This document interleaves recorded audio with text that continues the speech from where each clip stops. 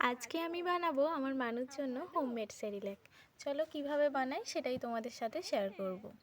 আমি এই প্রথমেই বানাচ্ছি, আগে বাজারে কেনা সেরিল্যাক খাওয়াতাম, তো ভাবলাম না একবার বাড়িতে বানিয়েই দেখা যাক।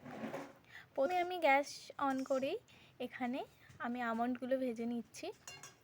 আমার ছেলের বয়স এখন 2 বছর, মানে আমন্ডগুলো ভালোভাবে ভেজে নিচ্ছি। যখনই ভাজা ভাজা হয়ে যাবে, মানে মুখগুলো আস্তে আস্তে এক একটা ফাটা ফাটা হয়ে যাবে আর কি। এই যে দেখতেই পাচ্ছ এক একটা ফেটে গেছে মুখ, মানে ভালো ভাজা হয়ে গেছে।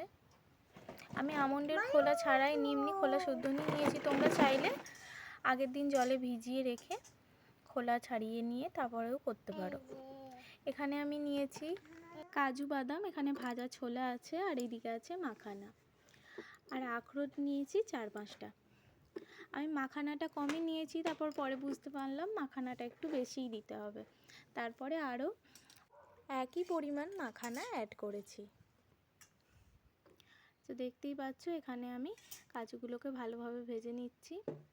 এই যে ভালোভাবে ভাজা না হলে ঠিকঠাকভাবে গুঁড়ো হবে না, মানে খচখচে টাইপের রয়ে যাবে। তার জন্য ভাজাটা কিন্তু খুবই গুরুত্বপূর্ণ। এখানে আমি ভালোভাবে ভেজে নিচ্ছি কাজু বাদামগুলোকে। এই যে ভাজা ভাজা হয়ে গেছে, এবার আমি নামিয়েও নিয়েছি। তারপর আমি এখানে কড়াতে দিয়ে দিয়েছি ছোলাটাকেও ভাজা ছোলায় আবার হালকা করে ভেজে নিচ্ছি, যাতে একটু ক্রিস্পি হয়ে যায় এবং গ্রাইন্ড করতে সুবিধা হয়। এরপর আমি মাখানাগুলোকে ভালো করে ভেজে নেবো ক্রিস্পি করে। এখানে আমি যেই মাখানাটা নিয়েছি সেটা আর কি কম হয়ে গেছে, আমি পরে বুঝতে পেরেছি। তার জন্য আবার সেম মাখানা একই পরিমাণ আমি আরও অ্যাড করেছিলাম। সেখানে দেখতে পাচ্ছ গুঁড়োটা মানে ভালোভাবেই হয়ে গেছে, তবে হালকা দানাদার আছে, সেটা তোমরা চাইলে চেলে নিতে পারো চালনা দিয়ে। আমি শেষে চেলেই নিয়েছিলাম, খেতে একটু অসুবিধা হচ্ছিল সেই কারণে। এই যে পরে আমি অ্যাড করেছি বললাম, সেটাই দেখাচ্ছি তোমাদেরকে। পরে আমি এটা অ্যাড করেছি, তার সাথে আমি চিড়েও অ্যাড করেছিলাম, সেই ভিডিও ক্লিপটা নেওয়া হয়নি। চিড়েও অল্প অ্যাড করেছিলাম। যে দেখতেই পাচ্ছ সব কিছু আমি গুঁড়ো করে নিয়েছি। এবার আমি একটু ঠান্ডা হলেই টিপেটা ভরে নেব। এই যে দেখো এখানে আমার ছেলের প্রথমে টেস্ট করা হয়ে গেছে একটু হাতে নিয়ে, তার তো খুব ভালোই লেগেছে। শেষে রিয়াকশনটা দেখতেই পাবে। যে আমি এখানে ডিপেতে ভালোভাবে ভরে নিচ্ছি।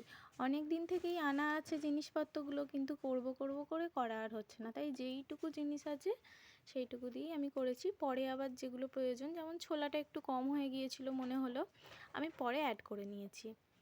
পরে বলতে কি খুব বেশি দিন নয়, আমি পরের দিনই নিয়ে এসে ভেজে আবার গুঁড়িয়ে নিয়েছি।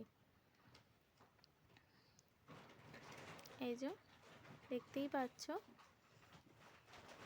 বাচ্চারা যদি খায় তো এতে খুবই উপকার, এর থেকে ভালো জিনিস আর হয় না। আমার ছেলে তো খেয়ে রিভিউ দিয়েই দিয়েছে, তোমরা শুনে নাও।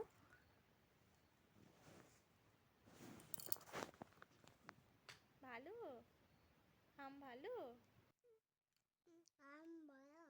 হ্যাঁ।